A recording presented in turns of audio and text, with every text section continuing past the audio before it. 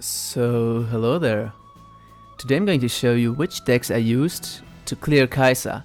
And because I'm cheap as hell and I've been playing this game for, well, it should be about 6 to 7 months right now, I certainly lack cards that older players might use to get easier wins. But I still managed to do it with, I would say, rather budgety decks.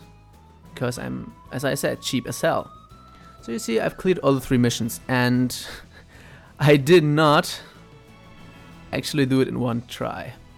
This will take you a couple of tries and you will need 3 days since you're going to do this one win by win. So as I said, there are probably better and more efficient ways to do it, but this worked and I think I needed at maximum 3 tries to make it work. So I'm going to show you the budget decks I used. Let's just do it here, I think it's easier. So the first quest, win in less than 8 turns, I did with a rotation deck, and you can imagine which it was. Standard Ambush Sword. This actually works out pretty well, and yeah, it will not work every time. This is what I'm now going to say for every time you try to beat him. If he gets a perfect curve, you're done for, there's no way you win. Also he has Kaiser Quests that can remove basically every follower on the board. Of course hidden ones too. So this will happen a couple of times. But in general, under 8 turns, you can actually get a pretty much win at 6 or 7 turns if you high roll.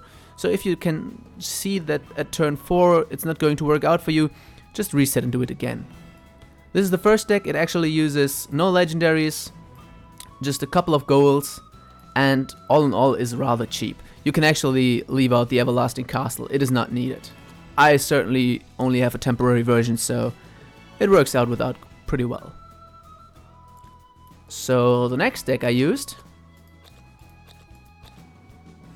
well, there we go, the Highlander deck. Basically you can only have 1 card of each type, and it looks like pretty expensive, but the legendaries are from the newest packs, and I also use basically just temporaries. So while this may look expensive, you should actually have most of the cards already on hand.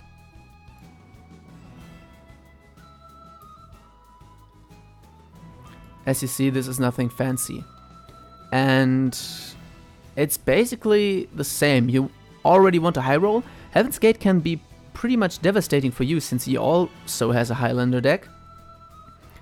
But one thing that is pretty disgusting is when you have Mirabane activated and you combine it with the Hulking Dragon Newt. This is actually pretty hard for him to get through. So it might be pretty good to get this. The rest, all pretty much standard cards that you have temporaries for. So just use them. It's actually pretty easy to win. So once again, pretty much standard cards. So this was the second deck. Now for the third deck, I used an Arcane Item Shop deck. Heaven's Gate in this case is actually useful to play. You should aim for a turn where you have 2 or basically enough Fiery Embrace or enough spell boost that you can invoke it. He can make a pretty big turn after that, but the moment you get the Arcane Item Shop on board, it's pretty much over for him. You'll actually keep your Arcane Aethers for the item shop, because this will in total refund 2 points, and then you can just basically spam all your cards, clear his board, and pretty much end it in the next turn. The 0-point cards that you get generated with Heaven's Gate will actually fuel this once more. So you should, if this is up, finish it in about 1 turn.